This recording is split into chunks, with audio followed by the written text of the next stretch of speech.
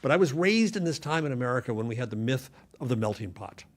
And I thought that was an admirable thing for most of my life until I realized at some point that that was me, position of privilege, white person saying, someday you're going to be like us and everything's going to be okay. You're going to be regular like us. But we're not going to let you be because you're not like us, because you're black or because you're Latino or because you're whatever. And so people find themselves stuck in that position. So I don't want to be in a position where they're not allowed to celebrate their identity. Let me tell you about something I saw last week on TikTok that I just loved.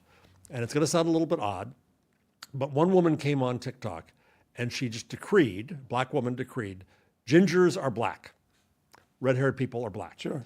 And it was a parody moment. It was funny, but people grabbed onto it. And it was amazing to watch for a few reasons. One was that black people were saying, we get to decide who gets labeled black. You don't. We do. And I think that was important. Number two is that the redheaded people who were discussed came on and were honored, were grateful. They recognized it as a good thing. And it was a beautiful moment with tons of humor. Okay, gingers, now you can come to the cookout, but don't bring any dishes yet. And it was a moment of people of different experiences and identities in this country coming together on social media in a heartwarming, funny, generous way. That's still possible in this country. But I think it has to be possible from the position that people can say, I'm proud of who I am. And Lord knows the Trumpists are saying, they're proud of being white now. Okay, well, they can be. I don't know what that really means. They've been able to say that for many, many years in this country. Nobody's really been telling them they can't be. That's what they argue that they can't be. Bullshit. But to try to then argue that a black person can't be proud of being black, and we have to then kind of go back to trying to hide that in this notion of the mythical melting pot, I think is what got us in this trouble. Are there people saying you can't be proud to be black? I don't see that. What is the whole argument against DEI? Well, DEI is very particular ideology. I mean, it's do I need to read Angela Davis when I'm working in the shipping department of Amazon or something? I mean, the fact that there's a very ideological core to DEI, I'm not somebody who throws these letters around willy-nilly and say, I think there's a difference between every kind of thing. But, I worked in a media company that took its eye off the ball and went hard in the paint on DEI and similar things at Vice. And Vice took its eye off the ball in a lot of ways. In a lot of ways, but it became sort of singularly obsessed with this issue, and I just thought it didn't have a place in the way it was being presented. I've written about it. It's not no sense in recapitulating Right now, the Trump administration is trying to stop the teaching of black history and black culture. That's what's happening.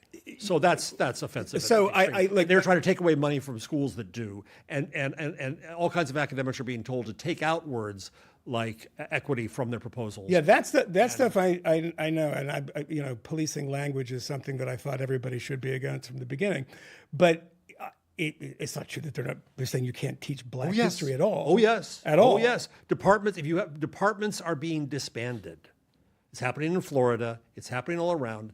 So there are African American studies is a legitimate academic discipline, and it's being quashed in some schools in some states. Yeah, that's what's happening. Does it all come from, are these people teaching, I don't know, Walter Williams and Thomas Sowell? Is that the argument that there has to be a broader church? I don't have their syllabi, I don't know. Yeah. But isn't the argument not that it can't be taught at all, but there needs to be a broader church for, because you have to acknowledge that a lot of this stuff is very, very political.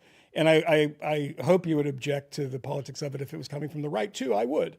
I don't want these places to say like, these academic disciplines are, so left-wing, let's make them only Paul Johnson books or something and not Howard Zinn. I mean, the balance of the academy was not something that I ever had. I went to a state school in Massachusetts, and my politics were formed in a lot of ways because it was a political monoculture in every department. But that's the point, is that you made your own critical judgments based on that, and you were free to do so, and you are yourself, and the school didn't bend your mind.